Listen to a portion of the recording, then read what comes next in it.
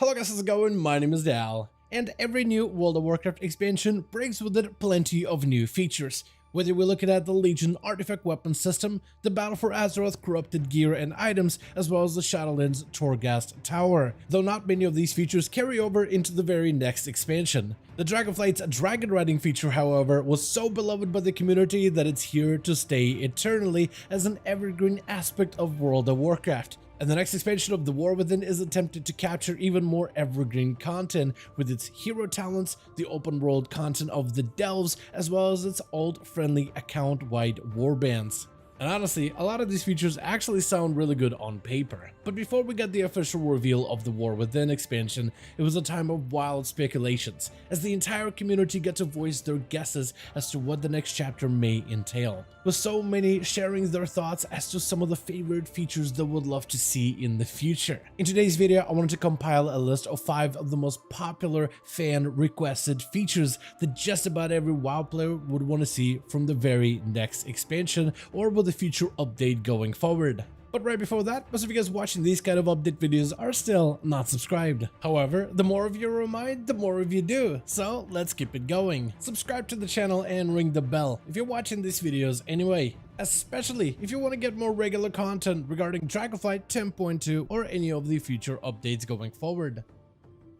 One of the more popular features that players keep calling for is the removal of race class restrictions altogether for every single playstyle. Technically, WoW is already moving into that direction, though rather slowly, and is adding more class customizations as long as there's some kind of a story or a lore reasoning or an explanation as to why all of a sudden certain WoW races now have access to specific classes. Though this does leave out a few like paladins, druids, and shamans where players have made arguments as to why those could be added for all the other races in the game.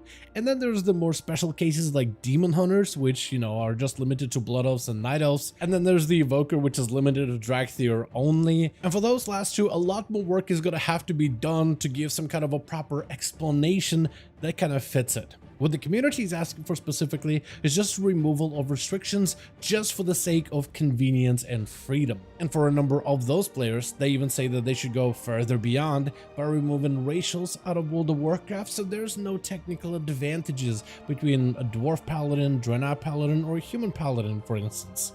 I personally am a little bit more old-fashioned. I like the idea of different racials and passes for every single race in WoW. I think it's kind of a unique aspect of World of Warcraft, and it's kind of iconic too. And I always thought it was cool, like if you take two warriors with exactly the same build, the same talent loadout, and same gear, but one is a night elf and the other is an orc, the slightest differences between the two, like extra dodge chance, shadow meld for night elves, or the damage buff for orcs as well as the stun resistance, does make the classes a little bit different from each other, and I always thought it was really cool.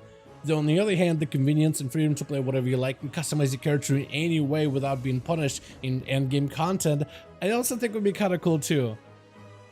The next popular community requested feature kind of piggybacks off of the last one, with many players asking Blizzard to add class skins to World of Warcraft. Now, depending who you ask, you'll get a different definition of what a class skin is, but for most players it means a visual change to a class, using some of the established lore of World of Warcraft. For example, normally in WoW we have demonology warlocks that get to summon demons and tyrants and felguards and a bunch of other monstrosities from the twisting nether. But what if we gave warlocks a class skin of a necromancer, to use the necromantic undead magic of the Shadowlands to raise corpses to fight for you instead of demons? Or like a Drustweaver that summons lost souls from beyond the veil to command them in combat, mixing in the blue Drustwar witch's magic together with a class of warlock into what looks visually different. Though all of these, whether it's necromancer or this Drustwar witch thing, would be a cosmetic look, but one that offers 0 functional changes. Like the gameplay rotation would be exactly the same, but instead of dreadhounds, imps, and tyrant, you would either have necromantic undead skeletons as your pets, or maybe those wooden bony effigies that a Drustweaver can summon. And you can even use the class skin system to add additional race options for every single class. Like for paladins, you could add night elves as part of their core, but you would essentially make them night warriors or priests of Elune that took up arms, using moon and lunar and arcane spells aesthetic while keeping the same paladin playstyle. You could even make Tyrants into paladins by taking their tight sages, which are kind of like these water priests, and then turning them into protector paladins using water magic to defend their allies, or even the witch hunters of Drustvar, which use holy righteous fire to burn away and combat the corruption in their lands. Even the Pandaren, which under normal conditions I could never see as a proper viable paladin, unless you think of him as a celestial guardian of sorts that utilizes the power of celestials to defend their lands and their people, and then that could actually kind of sort of work. So overall, class skins would be a way for Blizzard to create new avenues where they could add more race options towards certain classes, and even add those classes in a very unique way where it has its own definition of what a paladin is based on where that race comes from, their background and their heritage, and how they can kind of adopt that paladin playstyle. And the change would be entirely cosmetic, no gameplay changes. You don't need to rebalance the class of paladin for retribution as a Pandaren, Tyrant. Instead, some of the abilities maybe will have a different animation or maybe a different icon, but for the most part it would just function exactly the same. Another feature a lot of players would want to see in the future, while we are on the topic of customizations, is a armor dye system. Ever since Blizzard implemented the transmog system towards the tail end of Cataclysm, it has since become an endgame for some players to collect every single transmog item available so they can really fully customize their character. With so many different armor sets to collect and even unique items that you can obtain from various expansions that don't quite fit a set specifically, but when combined together with the other items, they can make a pretty interesting and even a unique ensemble that kind of fits. Though there are some items that you would like to combine together to make a full set, but you can't really do that because maybe the color scheme is a little bit off. Maybe you want to make a Blood Knight armor set with most of the items being color red, but maybe the red on your shoulders don't quite match the red on your chest guard, and it looks good, but not quite perfect. This is why recently a lot of players have been asking Blizzard to add some kind of a dye system for all of the different armor types, to be able to dye our gear with whatever colors that we wanted to, so that more items could fit better together. The game already has a lot of recolors and reskins of the same items that we know and love. They've been doing this forever now, with every single new raid tier and even difficulties of that tier offering a different recolor of that armor set, which gives players a lot more items to collect, but some of those items will just end up being recolors of the stuff you've already had. So then the question comes in, what if you could just customize the color of these items to begin with some kind of a dye system? And let players earn different color dyes and different shades of colors through endgame activities like older raids, older dungeons, current content, seasonal content, side activities, open world content, collectible content. Just anything could offer you a different variant of a color scheme that you could then apply on your armor, so you can craft your own set that kind of meshes together a little bit better using all of your transmog pieces and a more uniform color palette in order to make sure that every bit of your mog really does fit into the full ensemble.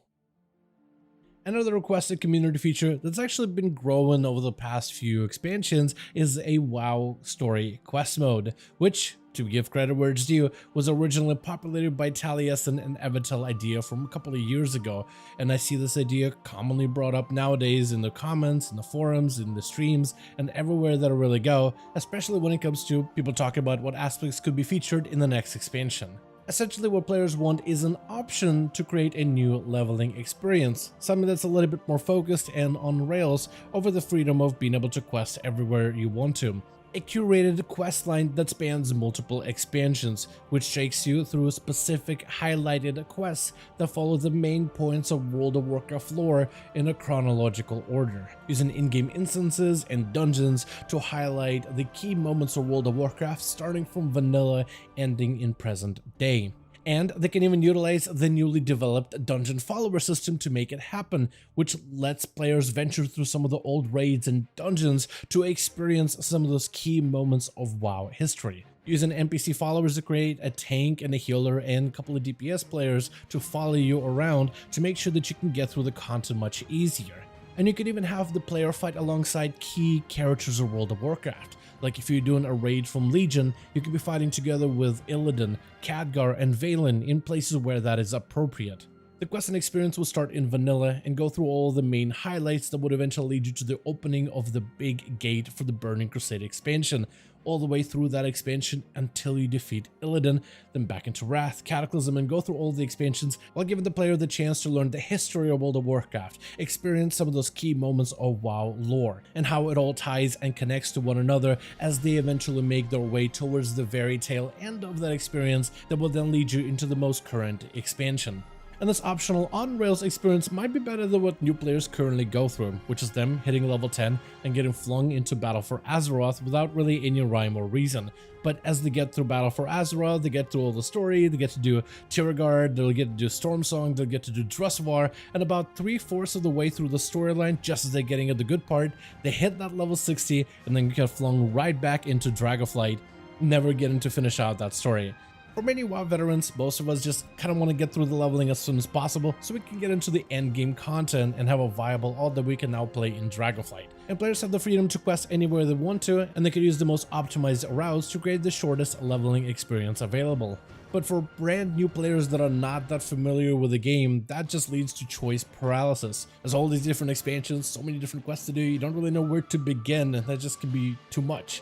Especially since brand new players get to start out in Exile's Reach, which is a lot more of a guided new player experience that teaches you about the game, teaches you about the questing structure, teaches you some of the basics like world quests and rares and dungeons, and even has you fight a zombie boss at the end, which is well done. At the end of it though, you're dropped off in Stormwind or Orgrimmar and are told that the world is your oyster, quest anywhere you want to. And that can be just too fast of a switch. So something that's a bit more guided, maybe something that goes over the entire lore of World of Warcraft from its origins all the way to the newest expansion, would be not only great for new players, but even older players that just want to be able to replay and relive through some of the highlights of an expansion.